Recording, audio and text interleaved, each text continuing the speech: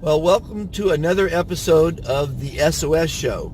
Now, to further prove concept that it's very easy for the veterans that I'll give these new rocket NASA phones to, and I'm going to teach them how to produce these shows, I'm just going to roll camera on some Lyft rides. So I've signed up for Lyft, a couple hours a day while I'm proving this concept. I'll pick up some riders, get some conversations, and see how it goes.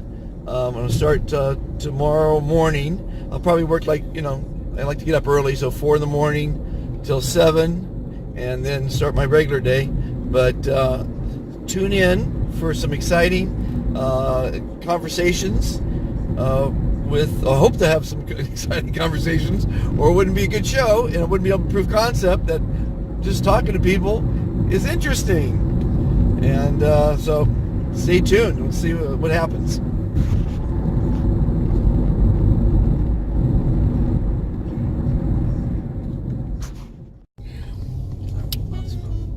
Nick, welcome to the SOS Show. So you look like a doctor. I am. What kind of doctor are you? I'm a liver transplant surgeon. A liver transplant surgeon. That's got to be a wonderful thing to do. It is. It's challenging. It's rewarding. It's absolutely the best field a person could be in. How many will you do one today? No, did 2 yesterday, but don't have one scheduled today. In fact, that's an odd word, scheduled. We don't really schedule them. Of course, they're usually unexpected procedures because that's how the system works. So they're not usually scheduled per se. That's typically someone's on a dialysis before they do this? No, typically if they have liver failure, typically they're on a waiting list, but then it's the donor part of it that's unscheduled. The donors are usually from people that have died, so that's obviously unpredictable. So that's where the donors typically come from. The livers come from. So. How long does it take to do an operation? As little as 3 hours and as much as 20 hours. Typically, probably about 4 to 5 hours would be a typical surgery. On a 20-hour operation, obviously, is the shifts. You're not going to do 20 hours yourself. No, I mean, yeah, we have a great team. We have a team of doctors and a team of anesthesiologists, the whole team that gets through these. So we don't necessarily trade off per se, but there's plenty of help around. Yeah, you take breaks. Sometimes you can take coffee breaks in the middle of a 20-hour surgery. So. And you said you work for Cedars-Sinai. Cedars-Sinai, yeah. Great hospital. I was born there. My kids were born there. It's 63 years ago. Wonderful hospital. We're going to go right here. Beautiful home you have there.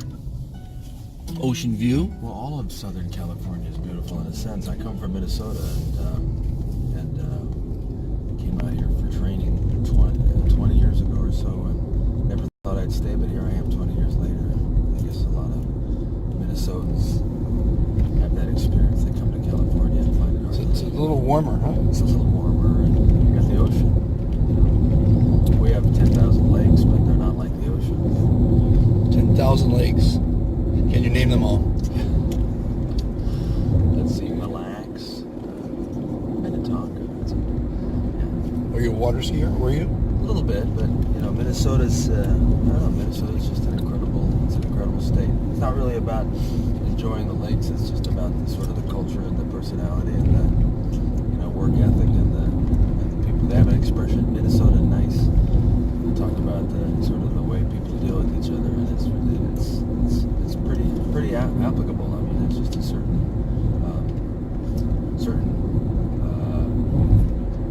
almost stoic kindness that exists up there, and I think that exists everywhere. But up there, it's just sort of ingrained in the culture.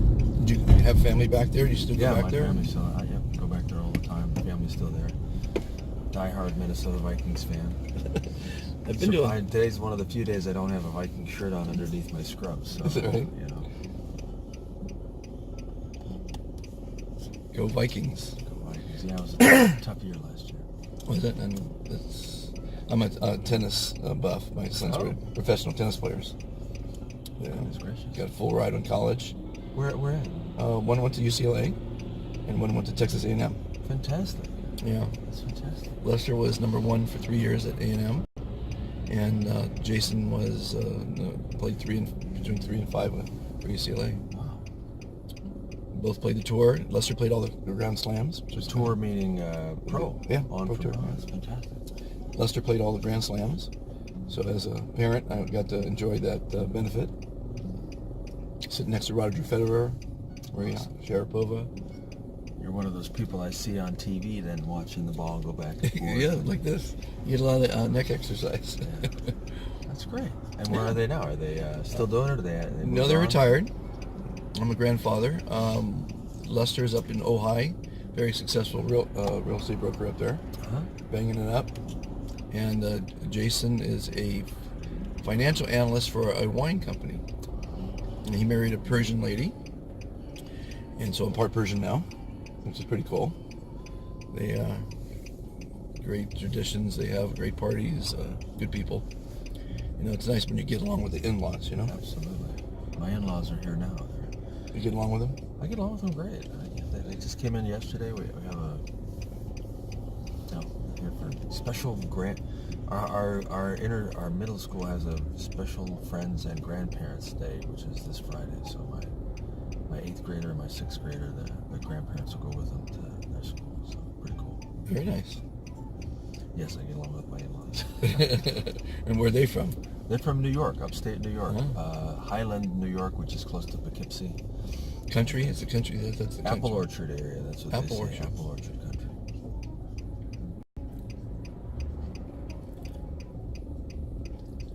So you're going to work. You always work this early? I mean, you have to be there. Yeah. No, I mean I have surgery at 7, but it's I have a bunch of charts to dictate from yesterday and just to catch up. We have team rounds at 7 o'clock. So yeah, day starts pretty early. So, but I've figured out a long time ago that I could make my life a lot easier if I just take. Isn't it great being chauffeured? Take a car to work. Being chauffeured to work. I mean, how cool is that? And it's not expensive either, you know? Not bad at all. Not bad life. You gotta, you know, I always say life is a movie, and you direct every scene, you know, every day in your life. And you can make it a horror film, you can make it a comedy, you can, you know, make it a happy story, or you can be depressed, like a lot of people like to be, and blame the world, you know. Oh, it's my parents' fault. It's the world likes to blame fault on everything, instead of just taking action and living it, you know. So what I'm doing is I'm creating this proof of concept for a TV show that I can help veterans with. I run a charity called Supporting Our Servicemen, and we encourage retailers to give discounts to veterans. We've got doctors, lawyers, restaurants, hotels as members. We list them, and the veteran puts a zip code in and finds those services. So it's like a directory. Sure. We give them sailboat rides for free. We give them fishing trips for free. We have the resources on the site for them. And what I'm doing now is I'm giving them a free state-of-the-art NASA rocket phone, which is coming out. You'll be hearing about it. It's called the rocket phone. NASA invented the cell phone technology. A lot of people don't know that. And there's about 1,000 patents they have on it. And this phone, most phones are 5G speed. This phone is 400G speed.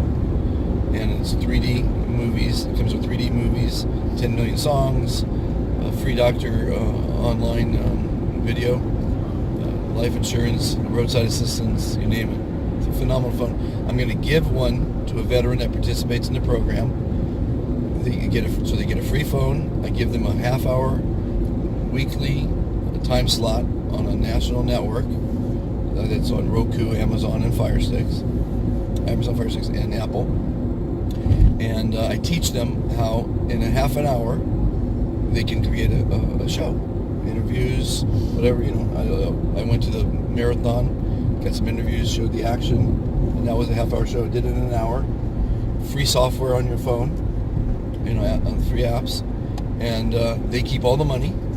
They get sponsorships from the local companies. It doesn't cost them anything. Sure. But if they get $25 a week or $2,500 a week, they keep all the money. All I ask is they put my 30-second SOS commercial on each episode. Not much to ask for. And so showing how easy it can be. If this is a half-hour ride, we have a half-hour episode. All right. We What talk do you about. want to talk about? We do. Tell me, what's your hobby as a liver transplant surgeon? Well, And speak a little louder. oh, sure. Sorry. We travel. My family and my wife and 2 kids, we travel. We just got back from Costa Rica. Spring break. Wonderful time in Costa Rica. The boys and I took up surfing. Minnesota Vikings are my hobby.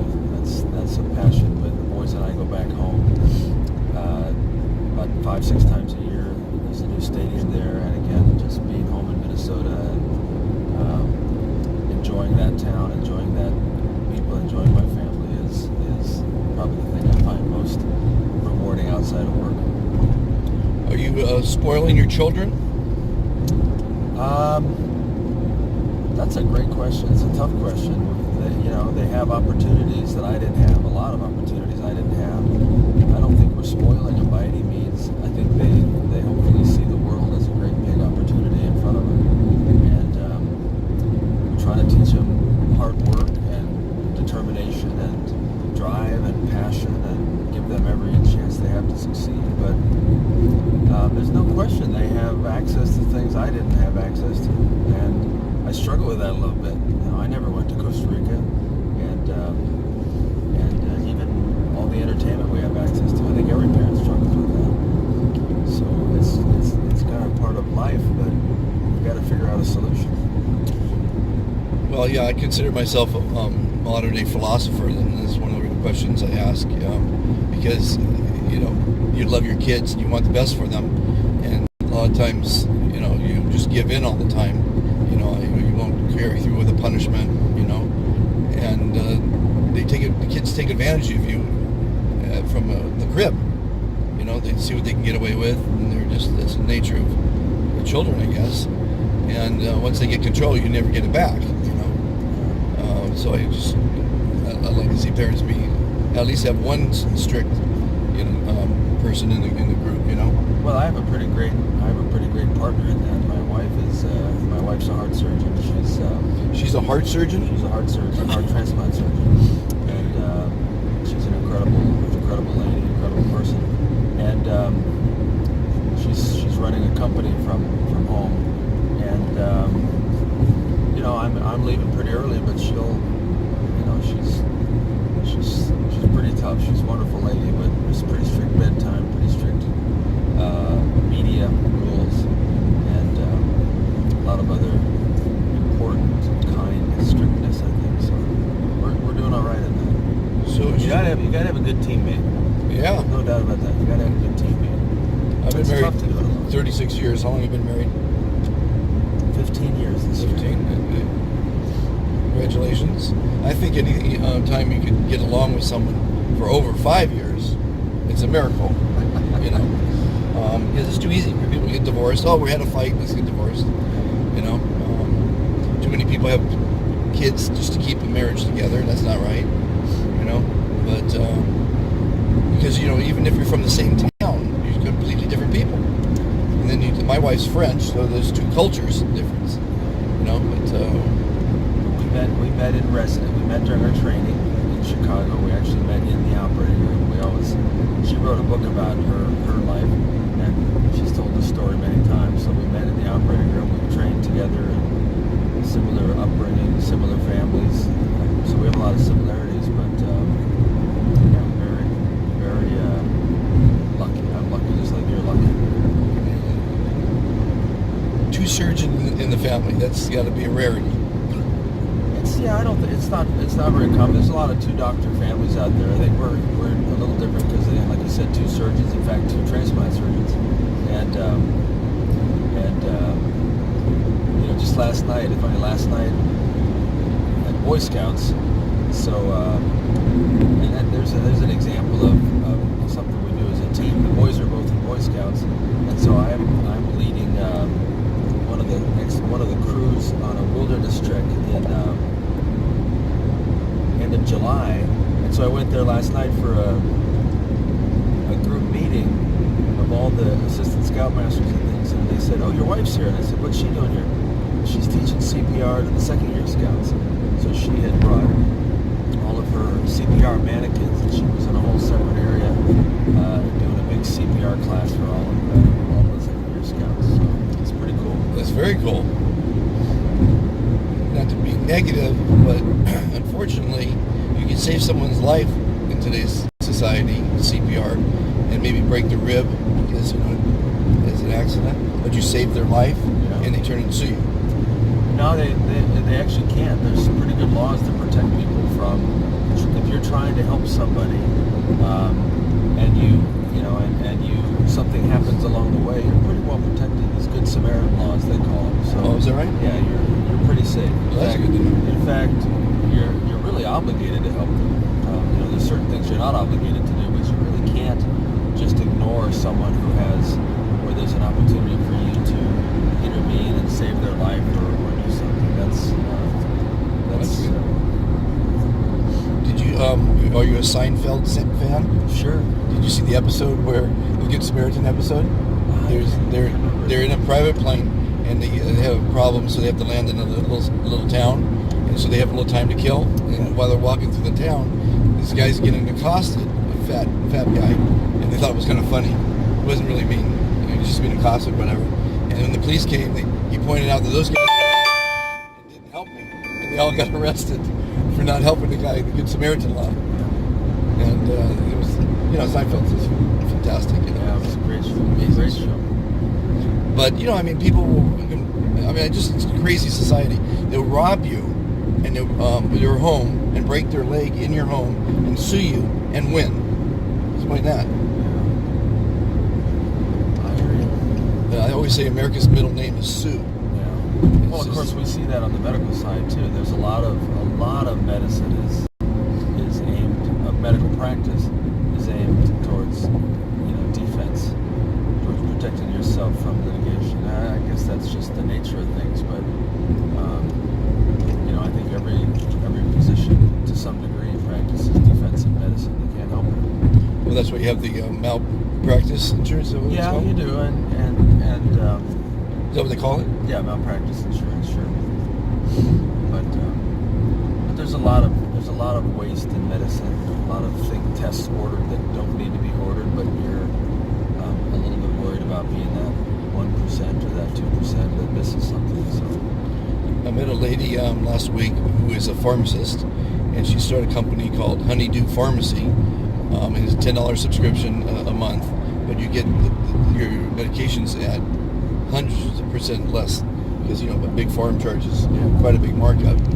And I don't take medications, my wife does, and she was telling me, I called up my wife and she said, yeah, the $30 medicine would cost you $3 with our program. So it's nice of people doing things like that because big farm is, obviously a problem. Well, big pharma gets a lot of bad press, but let's look at hepatitis C. So hepatitis C, was the scourge of liver transplant. It was the scourge of the world. And then a few years ago, of course, and this was largely driven by pharmaceutical companies, they announced a cure. And now we've not completely, 98% eradicated hepatitis C. And I was just thinking about this morning, as a physician and as a liver physician, one of the most remarkable things I'm going to see in my entire career is going to be the change literally overnight from having a disease that was largely untreatable to completely wiping it away. And it's affected all aspects of our practice. Transplant now. Liver transplant used to be, when we transplanted a person with hepatitis C, 100% they got it back afterwards. And in a large number of cases, it would actually cause the new liver to fail. And we were always worried about the effects of hepatitis C on the new liver, and it affected just every decision we made. And now we have drugs to treat it, and it's just fascinating to see the disease just go away. And I tell the residents and the trainees that we have, I try to put it in perspective and to remind them that as easy as it is to treat hepatitis C today, that if you go back 5 years, we had very bad, very, very poor treatments, very, very poor more solutions to that problem, and that they're seeing the actual evolution of medicine. And I tell them sometimes to just pause for a second and just think about what it was like 5 years ago compared to what it was like now. There aren't many things like that we see in medicine during our career where a disease is almost wiped away, and that's again driven by capitalism and by pharmaceutical companies trying to have a successful business, and they did. You know, the companies that came to market first made out quite well, actually.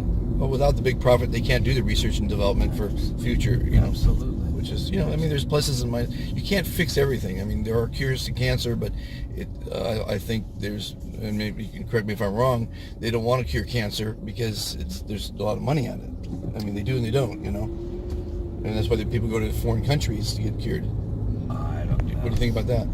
I think that everybody wants to cure cancer. I think the first person that comes up with the first pharmaceutical company that comes up with a legitimate contributing medicine makes a lot of money. So, I honestly, I think people are good people. They do it because they want to make the world a better place. But there's no question. I want to hope for that. There's no question there's profit involved. Look at if you introduce a new drug right now that has an effect on a cancer that is that is fairly common. Well, what about CBD? That's been known to cure stage 4 cancer. CBD. Do you know about that first? I haven't seen it cure cancer. I know there's people that say it has, but I haven't seen it cure cancer. But there's a lot of discussion about alternative forms of treatment for cancer, and a lot of that has not been explored very well by U.S. doctors, by CBD and other types of treatments that a lot of people have heard about. They've heard about people going overseas. They've heard about through their alternative care pathways, through homeopathic doctors, other things. And we haven't done a very good job in America of exploring that. And it's a great opportunity. As a practicing doctor, you're caught in a little bit of a bind, because on the one hand, obviously you want to help your patient. On the other hand, you want it to be data driven. You want to be able to convince yourself and your patient that there's data behind what you're doing, and reports of success from friends and from a few sources don't really cut it. So anyway, we have a lot of work to do on exploring alternative cancer treatments. There's no question about it. Now, if you personally knew someone with stage 4 and you saw that CBD cured them, how would that change for you or your goals going forward? How would it change? Well, you obviously, I would investigate it more closely. I would probably write it up in a medical journal. If I looked into that and I said, wow, I have no other explanation other than this, I would write that up in a medical journal. It probably would get rejected, but I would still try. So remarkable. How would it affect me otherwise? Well, I already use it. I use it in stage 4 cancer as a sort of a comfort medication. So okay, that's good to know. I think it's got a lot of benefits. I think it's an amazing drug myself, and I'm not as educated as you, but what I'm hearing, it's quite amazing what it can do. All the different things. I mean, the plant itself is amazing. The hemp plant, not necessarily cannabis. That it's you can make drinks out of it. You can make clothing out of it. You can make some of the strongest construction materials on the planet with it. I've seen it. I've seen rebar made with hemp, wood. It's obviously fireproof. It's an amazing plant. No, I have no doubt as to its benefits. I don't know about it curing cancer, but we can leave that alone for now. But I have no doubt it's a valuable medicine. I have a dear friend of mine who's got stage 4 cancer right now, and he's on getting hospice care, and we sent him home from the hospital, and he was just doing terribly. He started CBD, and he was better within a few days. I visited him several times, and he's absolutely convinced that's what made the difference. Now the cancer's still there, but life is a whole lot better. Oh, that's good to hear. A whole lot better. Wonderful to hear.